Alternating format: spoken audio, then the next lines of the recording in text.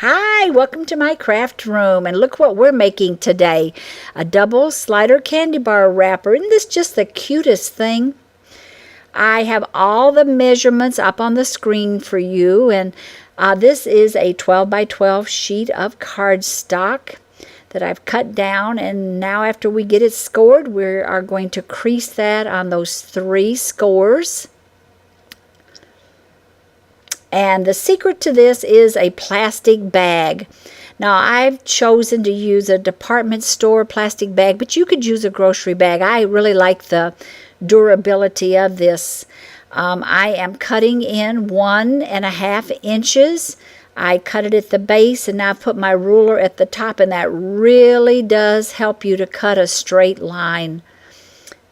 And when you open this up, you're going to see this is more than enough. You only need about 13 inches, but I'm just going to snip it at this point. I am going to reinforce this side of my wrapper, which is the one that does not have the flap. And it's the side that your candy bar is going to be. I just want to make sure that's really durable. Put that piece of plastic in the center, and then you will lap that over. And then you want to slide that plastic down, bring it over, and you want it so that it comes near the bottom, just like so. Bring it back up and be a little generous here, because you can trim down if it's way too long.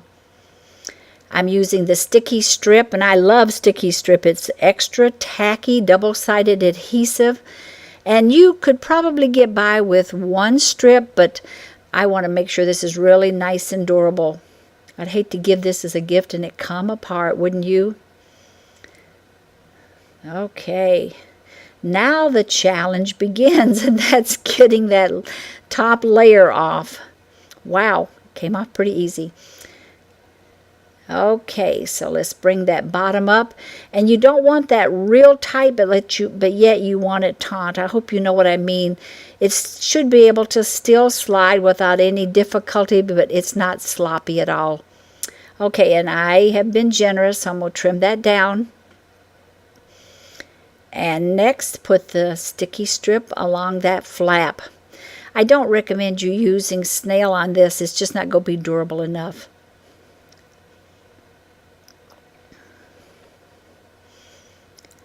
Okay, slide her down, and we are ready for our candy bar. Yum, I love chocolate. How about you girls?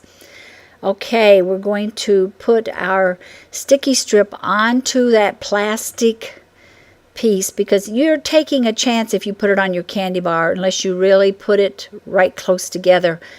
You do not want to get that stuck to that piece of cardstock. You want it to stay on that plastic strip. Okay, let's remove those off. And then we are going to place our candy bar with the beginning of the word Hershey at the top, and that'll go at the bottom. Okay, open that up. And we're going to get ready for the second part of our slider by putting 2 more strips of the sticky strip at the top. And then we're going to set this aside. Oh, and this kit is so cool. This is the Ghoulies designer kit. And look what all comes in there. All these little bags, the googly eyes. There's a package of the baker's twine. And I just love these pop-outs. There are 2 sheets of these, and they have 2 sides to them. I want you to see that. And this is just $7.95 for all that. I'm going to use the Tangerine Tango for my base of my slider, and this is the Howl's Tooth and Scaring Bones. What's a mouthful. The stamp set is the Ghouls, and there are 6 stamps in that, and we are choosing the Mummy. I've stamped that in black Stays On. And next I'm going to ink up the little bats and stamp those onto a scrap piece of paper, and I think I'll do 2 of those. Have y'all ever used the spritzer tool before? This is so cool. There is a flat portion right at the opening, and you slide your marker in, tighten it up, and can you see how that marker is to be extended out to where that opening is, and it causes you to get all these nice little speckles. Okay, and first I am using the Summer Star Fruit, and this is the Gumball Green, and I'll add that down near the grass area. Just adds a real cute hint of color. Now this is our slider panel, our second one, and we are doing our dancing mummy here. I've got him on his side, and I want to add a little bit of color to this bat, so I'm bringing the Tangerine Tango marker and just going around the curvature of those wings and at the ears. I think I'll give him a free ride and I'll connect him onto the mummy's head. Hey, cute, cute, cute. And next we need a verse. Let's go with the boo, and I'm inking that up in the StazOn. And I think I'll bring a little bit of color into this as well.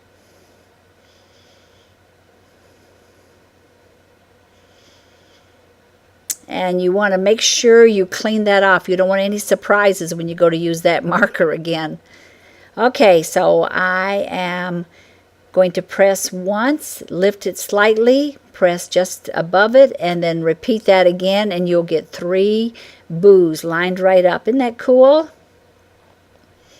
Okay, let's take our Tangerine Tango marker and add a little bit of color right into that, where that bandage is opened at the mouth and at the eye. And why not on the boo as well? Let's add a little more color. And you can notice that the last boo is very, very faint. Almost looks gray.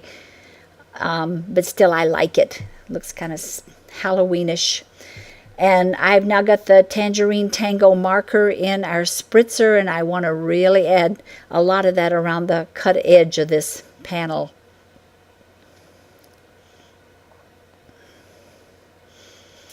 And then after I got this done, I decided to sponge the edge as well. I'm just not showing y'all that.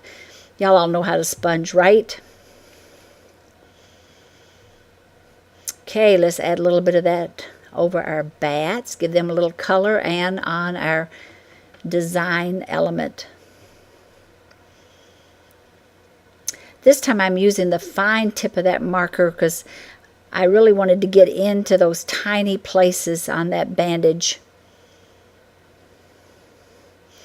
And that fine tip is great for writing your name also on your card. Okay, we are now adhering that onto our panel, our Tangerine Tango. And we will put some googly eyes. Did you know that you could purchase these googly eyes separate than this kit? They come so that you can buy those separately. Okay, and I'm going to also add those to those bat's eyes. I think they're so cute. You know, these aren't just for children. I like them too. The young at heart. Cute, cute, cute. I have cut my dimensionals in half. If you don't know how to do that, I can do a video and show you how to do that. But I've got one of the dimensionals right at the edge. In fact, it's extending over a little bit. I want it to look like the bats are coming in 2 directions. Do you like it, girls? Okay, back to our wrapper, and we're now going to remove that sticky strip backing. And it's not going to be face up, but it's going to be the orange, the tangerine's going to be showing. And we're going to adhere that at the top of that stamped portion. Let's try it and make sure it works. Aha! Success! It works. All right, what I'm doing there is I'm pushing that candy bar and that slider to that cut edge, but not on the cut edge, but just over slightly, because you do not want to get this sticky strip on the candy bar or that plastic, because then this will not work. So just watch it. It's not hard to do. You know what I forgot to do? I didn't punch out my opening. Uh-oh. Okay, so let's see if I can come up with something. If you have a 1 1/4 inch punch and punch it beforehand, that works great, but that was a 1 inch and it worked. Okay, I wanted to use this new ribbon in our holiday catalog. Isn't this beautiful? You make the letter T. Your shorter edge is at the bottom, and I'm bringing in a little bit of the 1/8 inch old olive taffeta ribbon. Hold your finger there and bring that down. I'm putting 2 fingers in, bring that up, and at that point pull 1 finger out and let that ribbon just slide through there. Now here's the secret. On the right side, hold it down and only pull the left side, the side that is not cut. Okay, turn that so that your front side of your ribbon is showing. You'll have success every time. If y'all would like, I could do a video on tying knots or tying ribbons, but I know there's lots of them out there. But if you want me to, I will. Oh, cute, cute, cute. But let's add a little bit of this baker's twine on there that's come in this kit. I'm going with 2 strands.